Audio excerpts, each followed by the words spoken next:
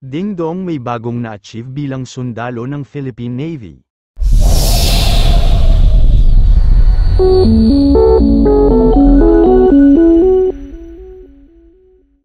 Marian Rivera at Dingdong Dantes ipinakita ng kapuso primetime king at box office king na si Dingdong Dantes ang pinaka-latest achievement na kanyang nakamit.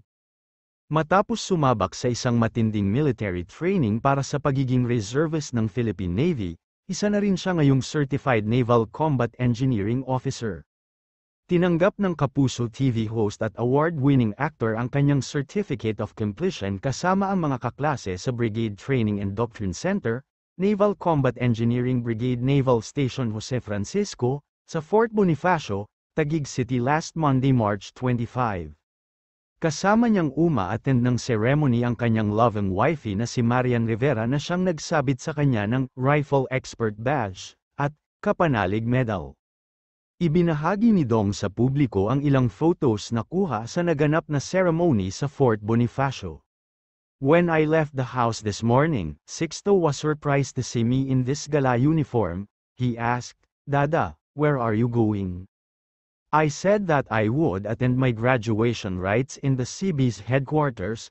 From the second floor, to my surprise, I heard the strong, coarse voice of Zia screaming, "What, you will graduate? Are you a student?" Laughing and crying emojis, ang caption ng aktor sa kanyang Instagram post.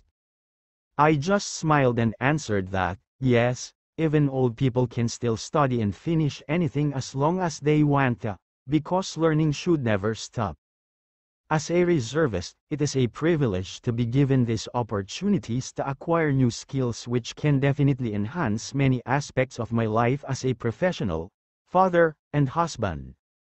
And what an honor to receive the certificate of completion from King B himself, Commodore Rolando Sarmiento, ang mensahe pa ng aktor sa bago niyang na-achieve bilang military man. Sa huli, nagbigay din si Dong ng message para kay Marian, major shoutout sa aking super supportive na Mrs. for showing up today and pinning the Rifle Expert Badge, and the Kapanalig Medal, on me. I'm frozen in place, wouldn't want to risk becoming a human pincushion, sabi pa ni Ding Dong. Matatanda ang taong 2019 nang unang sumailalim sa military training si Ding Dong bilang bahagi ng preparasyon niya sa pagganap na sundalo sa Pinoy version ng hit Korean series na Descendants of the Sun, kung saan nakatambal niya si Jenilyn Mercado.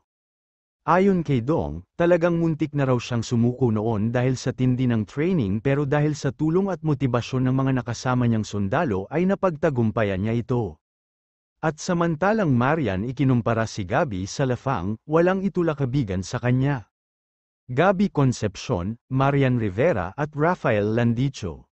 Pinaliguan ng positibong mga salita ni GMA Primetime Queen Marian Rivera ang isa sa ultimate leading man sa Pilipinas na si Gabby Concepcion.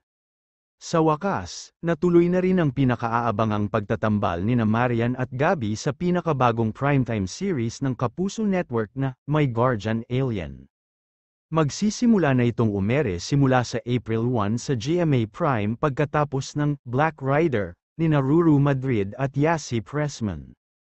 Sa Grand Media Con ng naturang teleserye nitong nagdaang Huwebes, March 21, natanong si Marian kung paano niya ilalarawan si Gabby bilang leading man. Napakagaan katrabaho, parang kumbaga sa pagkain, walang tulak kabigin sa kanya, napakabait katrabaho, napakagaan katrabaho. At saka yung mga moment namin, mahilig siyang mag-joke so ginagawa niyang light talaga yung mga pagkakataon, pahayag ng actress TV host. Tapos may mga pagkakataon na na-appreciate ko siya na pinag-uusapan namin yung mga buhay-buhay namin. Kaya nga ang tanong kung mayroon ka man gustong isang cast sa inyo na gusto mong magpalit kayo for one day, sabi ko siya, Gabby. Kasi nakita ko kung gaano niya kamahal yung pamilya niya and yun na-appreciate ko sa kanya. Napakabuti niyang tao, papuri pa ng wifey ni Dingdong Dantes kay Gabby. Samantala, sabi ni Marian, perfect project daw ang My Guardian Alien para sa kanya dahil pwede itong mapanood ng mga anak niyang sina Zia at Sixto Dantes. Nung pinresent sa akin ito bago pa kami mag-taping, ang ganda ng kwento, sabi ko kasi. Ngayon sa pagbabalik ko after 4 years, gusto kong gumawa ng isang soap na pwede kong ipapanood sa mga anak ko.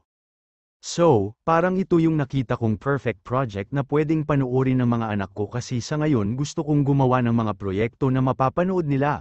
At the same time, ay masasabi kong talagang good project for me, aniya pa.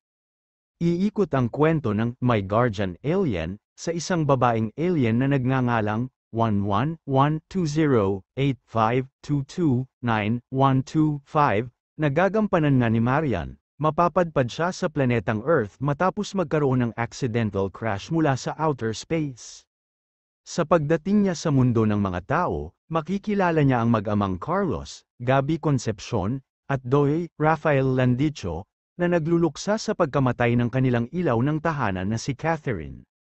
Ang isa sa plot twist, kamukhang kamukha ng alien si Catherine, ang My Guardian Alien, ay mula sa direksyon ng award-winning director na si Zig Dulay at ka-join din dito sina Max Collins, Gabby Eigenman, Arnold Reyes, Tanya Gomez, Caitlin Stave, Josh Ford, Sean Lucas, Cart Carlos, Christian Antolon, Kirst Viray, at Marisa Delgado.